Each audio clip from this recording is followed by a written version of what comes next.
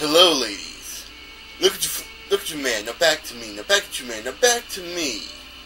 Sadly, he isn't me. With Old Spice Body Wash Hylia Edition, he can smell like he's me. Look down. Now look up. You're now in Zoras Domain with the man your man could smell like. Okay, that's about all I'm going to do for that right now. Hey everybody, this is Airbox, and you're just in time for another episode of Let's Play Zelda Ocarina of Time. Yeah, there we go. In the last episode, we did a few random things, and that was about it. Yeah, in this episode, we Into Zor'as Domain. And what's a Zora, you might ask, for those of you who've never played a Zelda game? A fish person. Proud aquatic people. So you say he has some connection with Hyrule's royal family. Yeah. So yeah, these are fish people. All of them except for one character, and actually two characters in each of the Zelda games they're in, look exactly. Oh, wait, no. Majora's Mask actually has the benefit of having like 5 unique Zoras. But, the other two games that they have Zoras in are like, yeah. Damn, my brain just blew up on me there. Anyway, if we talk to this guy, we can do a diving game. When you pick up all the rupees, come back here and I'll give you something very nice. I'll drop a couple of rupees. And they're pretty easy to get. Just kind of move over and dive. Just whee! And let's see, we'll go ahead and get. There we go. You don't have to be exactly on them. The game's kind of forgiving in that sense. If you look for bubbles, it's a really good way to tell where you're at. As you might be able to tell, you're timed for this. Yeah. If you go down and you're not exactly on top of the rupees and you're a little concerned, you can always kind of just move towards the rupees, and you kind of move a little bit as you go up.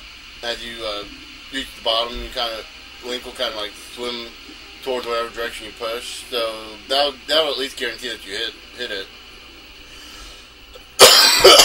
Excuse me. I don't know why I'm coughing so much. But once we complete this game, we can go back to the Zora up top and claim our prize. Actually, there's also something else I want to do, I believe. I can just use that instead of getting a Deku stick. Yeah. Din's fire kind of totally ruins the idea of using a Deku stick. Awesome. Excuse me again, I keep coughing. Got my allergies catching up on me. So we talked to him. What a graceful dive. Now please take this. This is the scale of our kind. With this, you can dive much deeper under the water. We got a silver scale. Jump into the water and press A. You can dive deeper than you could before. Now I know earlier when you dove into water, you got like a little 3, 2, 1, and rose back up. Well, this one gives you 6, so you can dive much deeper.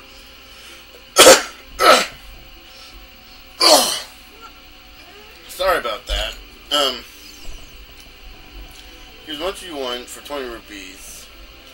Yeah, we'll go ahead and do this again. As you can tell, he kind of just puts even more, and they go deeper too.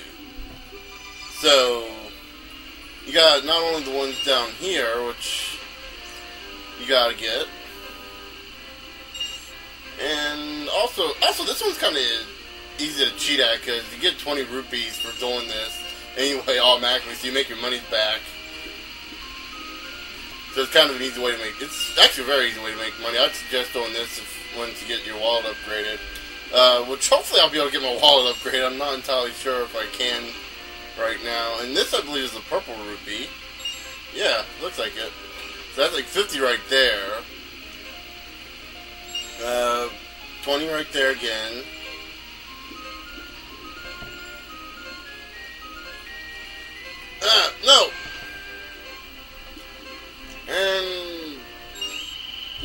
too. Yeah. If you do that, you get a gold skill, which I believe lets you go down for 9 seconds. Actually, we don't need to go up there. We don't need to go down there real quick.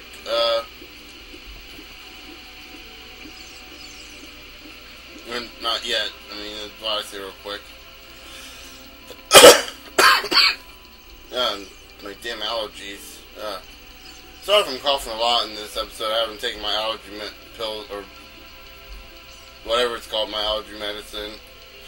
The off-the-counter stuff that anyone can get.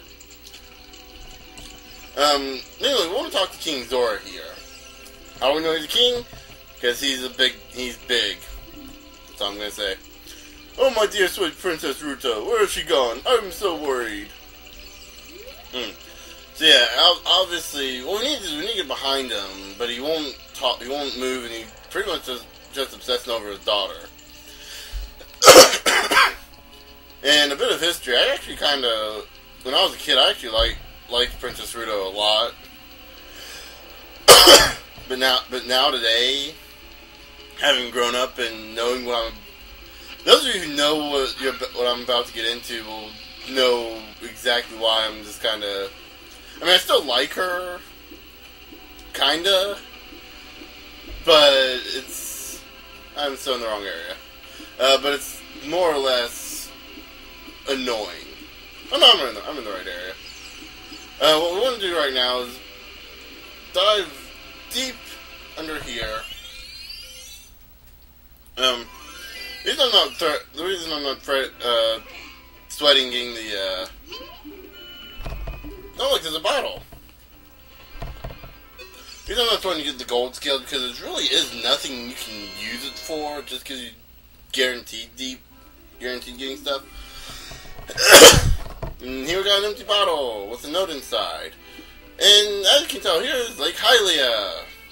It would have been much better for me to do the Old Spice commercial here instead of in Zoras Domain, but I just couldn't hold out any longer. I was going to do this whole thing where I was going to jump cut everything and just kind of cut to it and all this stuff, but I got impatient. I don't know, I might do that later on in a later episode. I can probably not the jump cutting because I don't want to edit that much, but it could work. So yeah, right here we get our first bottle, but it has a letter in it, so we can't really use it. And by the way, you don't have to save every time to exit the game. It's just a reflex for me. And it's a good idea to practice that, especially if you don't want to fail. Let me see here. I'm trying to think. There's something we can do with these torches. I'm just gonna use Din's Fire on this. I think we only need this one and the other one. There's another one that just stays lit forever. Maybe I'm doing this in the wrong order. I know you get something for this.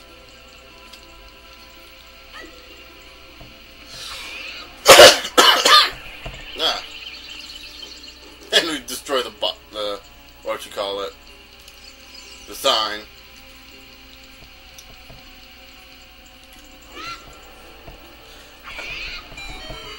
Yay, we did it! Now what did we do? Why do I keep pushing?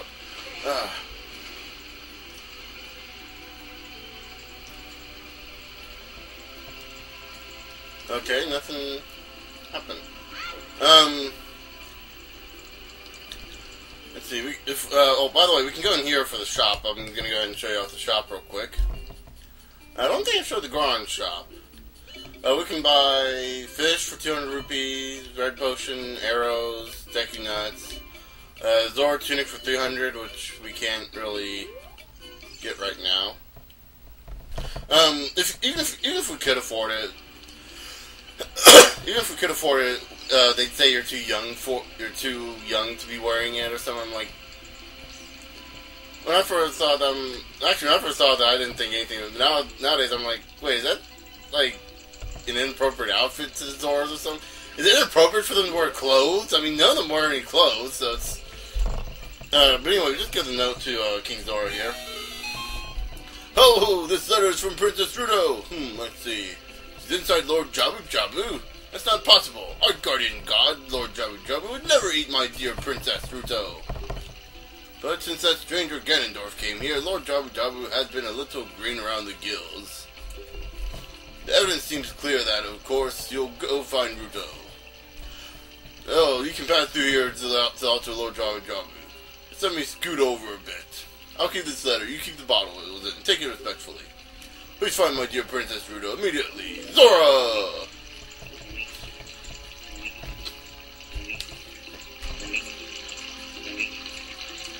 This sounds like he's farting every time he takes a step.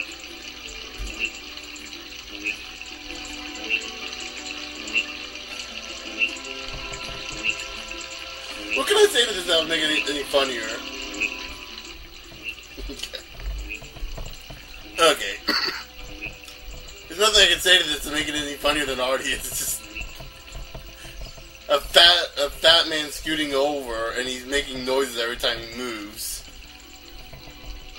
Sounds like me whenever I move. Hey, I was trying to make it funny! That kind of hurt me inside, too. And actually, you know what? One thing I want to point out real quick before we leave this area and go into the other area. You know the guy was selling fish for $200 here? This just occurred to me, some comments on this, but not 20 feet from his shop, right here,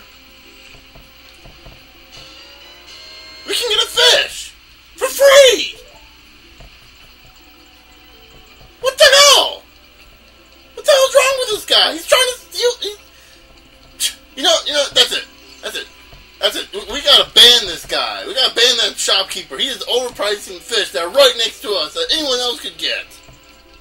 I say we go on a riot. Okay.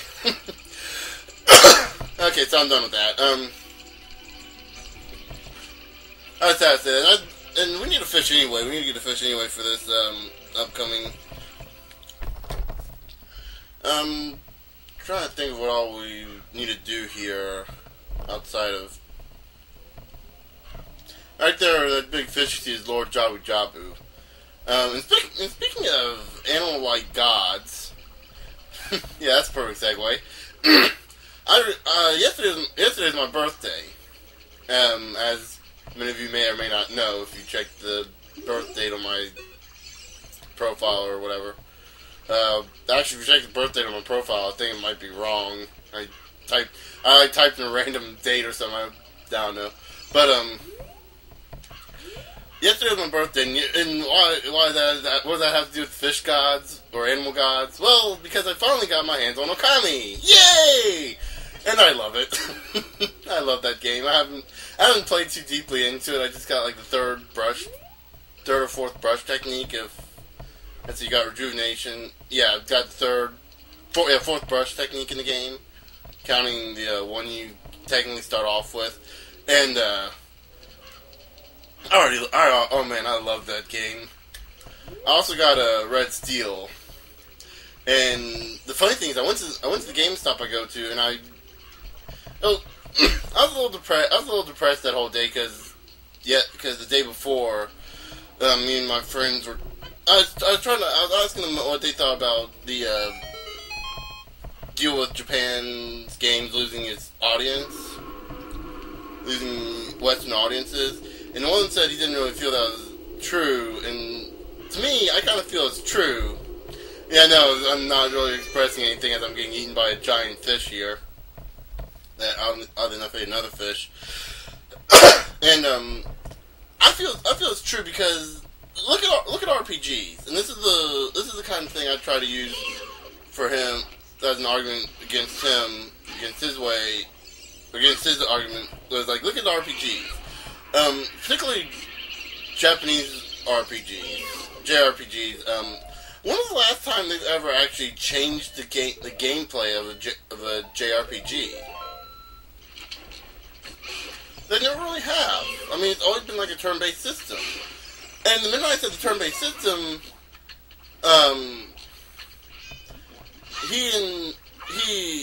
another friend of ours who said, well, first-person shooter is a turn-based system, and I can understand what you're getting at if you're at like a psychological or philosophical level, but you're kind of pushing the limits of people's nerves when you do that. And then they also start talking about, like, everything can be considered any kind of genre. I mean, you could even go back as far as Pong and say that's the first PvP game. And, for the most part, they're right. We can't hurt these guys. And, you can argue with that, yeah, they're right. And, because they technically are. Any kind of multiplayer game would be a PvP game as long as it's not co-op. But, actually I'm not going to go any further than this right now. But, the thing is, it really just kind of ticked me off they're doing this, because they're doing, I don't know, again, I understand what they're doing on a psychological level, but what I'm talking, why we call these RPGs and call these FPSs and all this stuff, and it really just felt like they were insulting me. I don't know if they were intentionally doing it or not, but on the off chance you guys are watching this, just... No, actually, I don't know. Anything I say, you'll probably rebuttal and piss me off more. But I get what you're talking about at a philosophical level, but you can't deny that there are differences between every game. I mean, Pong is just a very simple game. It's just one little thing. You pull a little knob, and you move the little thing up and down, and it's way more. It's not nearly as complex like Zelda right here. I mean, I can swing my sword, I can roll, I can move around, I can spin my sword. That's like already like 1,000,000 times more complex than any Atari game for that matter. I mean, look, I'm firing a slingshot with amazing accuracy. Okay, but I understand at a philosophical level. I get what I get what you're talking about, like a philosophical level, but you got to realize this is not a philosophical speech, and I don't want to philosophize that everything is that Pong is a sandbox game or an RPG, because it's not. Yes, on a psychological level, I can understand where you're going at with this, but it's not one of those I'm not trying to have one of those psychological conversations. You know what I'm talking about. You know what everyone else is talking about. We label these games for a reason. They are different. The core gameplay has not changed since Pong, or what they said. The core gameplay has changed. The way we program has changed since then. The way we program in general, not just games, has changed significantly. If you deny other than that, you'd be lying to yourself and just be phony. You're overanalyzing it. I don't know what it is. You're overanalyzing or something, but okay. Sorry to go on that rant. But in the next episode, now that that's out of my system, hopefully we'll actually get through more of the dungeon. We only got through the first 3 rooms naturally, but until then, I hope you guys at least enjoyed me talking about this. If you guys have any opinions, I don't know everyone's opinions here. Anyone who has an opinion on games as a general, anything about games, linking one game to another and all this stuff on a philosophical level or even as a professional level, let me know. Let me know. Post in the comments. maybe if enough people agree with me, we can shut my friends up for good or something. I don't know. I'm just kidding. I'm never going to get them to shut up. That's kind of one of the great things about them, too. Anyway, until next time, or until then, I'll see you guys later.